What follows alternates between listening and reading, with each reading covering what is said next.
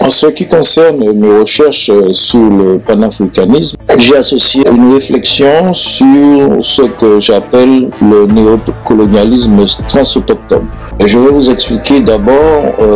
ma pensée en ce qui concerne ce néologisme, c'est-à-dire ce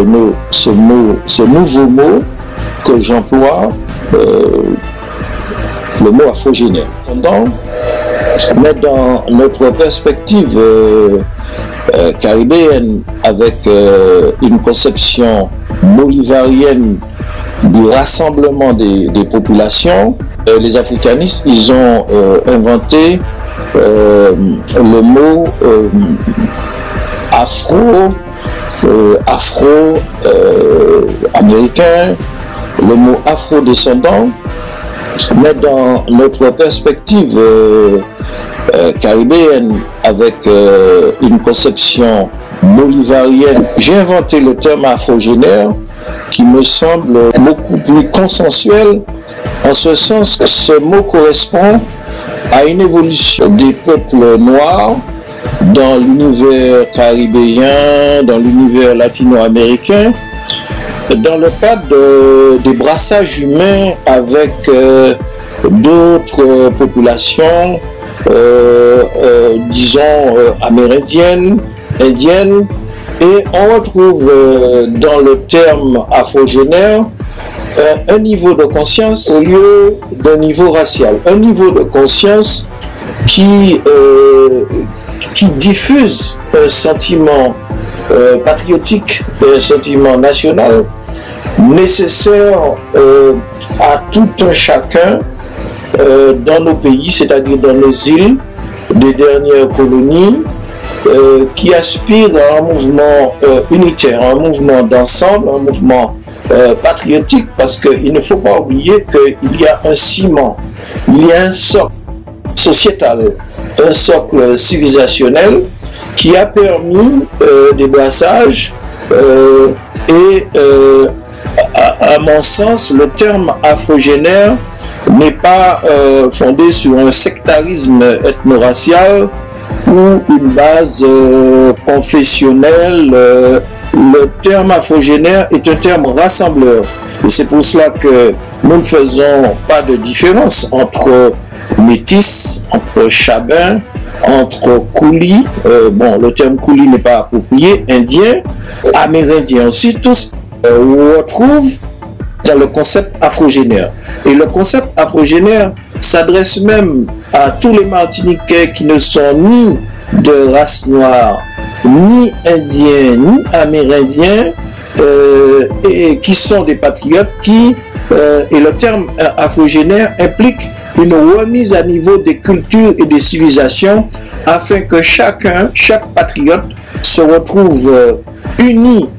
en tant qu'afrogénère, qu'il soit chabin, qu'il soit indien, qu'il soit amérindien et autres, et qu'il n'y a pas dans le terme afrogénère ce clivage hard, rude, d'afrocentrisme qui implique une séparation des populations. D'ailleurs,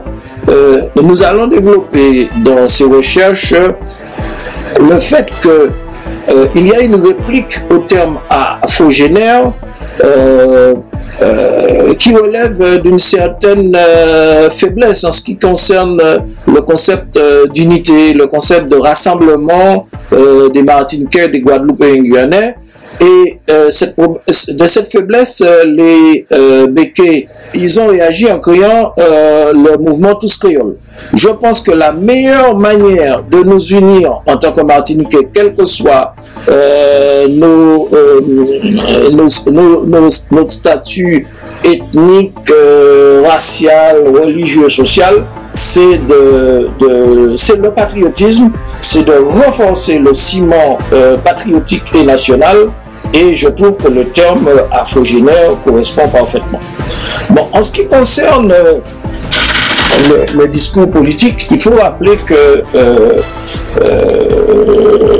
nous pensons que le panafricanisme est lié à notre lutte de libération nationale, parce qu'il ne faut pas oublier que d'abord il y a des premiers Africains qui ont traversé l'océan avant Christophe Colomb et qui ont, comment dirais-je, qui ont essaimé en Amérique du Sud et qui avaient des rapports très étroits avec les populations, avec les peuples autochtones. Et